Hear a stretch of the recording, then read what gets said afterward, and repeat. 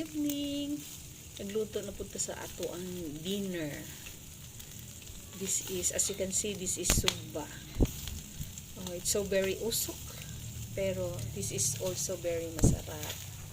Yan, ang nagluto nito, yung aking, hindi ko lang pakita yung mukha niya kasi magagalit siya sa akin. Yung aking bunso. Because may bunso, ganahan na siya ng pinigluto-luto. Okay? Masarap, pero paminsan-minsan lang kay delikado sa ato ang mga cholesterol, mga diabetes, etc. etc. Yan. Pero masarap pag luto-luto. Oh no, nahulog. May palaman pa yung buhangin ngayon. Aw. Diba? Sabagay, napi po na may buhangin ka ba eh? Yan. Sarap-sarap. Lalo pa kung bagong bagong slice. Uy siya. Dinner sa mga taong kumaunay. Kamo mga mi, unsay po din yung mga sudan o mga panahonan?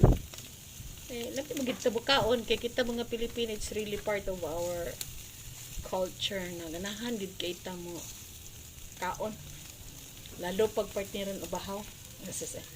Kinsay makarelate na mga mi. Diba? Pag humandig ka og bahaw ana, inom na yung tasakok. Kay lami magkay na i-partner. Diba? Kinsay makarelate ana. Mao man gid na ato ang trip mo nang halos majority sa ato ang population. Tambok gid kay ganan kita magkaog labi kitsa magpugod ganaha di ganan magkaog labi na sudan. Diba? Di puta mga kakuan. Hindi na ito mabasol ba? Kaya kitang tanan, ganahan kita magkaon og lami na sudan.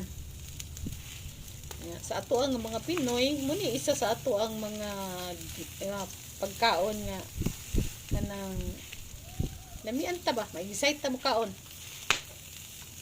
Meron pang grabe ka uso. So, muni siya. Dabuhi ko sa Pilipino nga trabaho para makakaon. Pagkaon para makatrabaho ka. Kaya di pa ka makatrabaho, gutom ka. Diba? Yung mga mi, murag dugay-dugay pa ni nga mo ang maluto kaya kaka-start lang namin.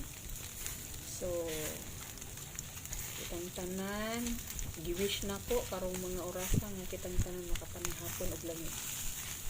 Kasi deserve na to bilang isa ka tao mo kaon og langit siya. Kay wala tay laing kalipay sa kinabuhi na to. Kung hindi, mukaon og lami. Anything na lami, ganahan ta. Para sana lami ang sudan, ganahan ta mukaon. Lami ang kanon, ganahan ta mukaon.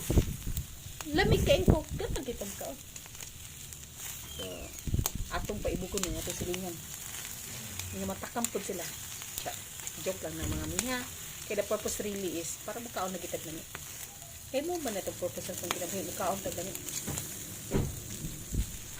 Dugay-dugay pag gino siya nga kuan ang ato ni paaboton og taas-taas kay para maglaway pud mo. Laway-laway ta kalami. Nya unya taw-taw dungagan pud jud ako nig sinugbang isda. Masigulay birthday, murag day birthday.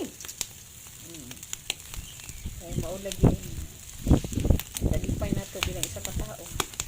Mukaon lagi dito. Banat ta mga mi, mo trabaho ta para kakaon tag lami. Mukaon tag lami para makatrabaho ta.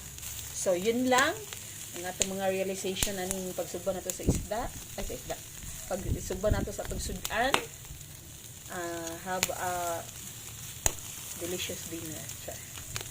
Okay, for now, bye-bye na imong mami kay kasi maglipyo pa tag isda. For now, bye! Bye! Bye!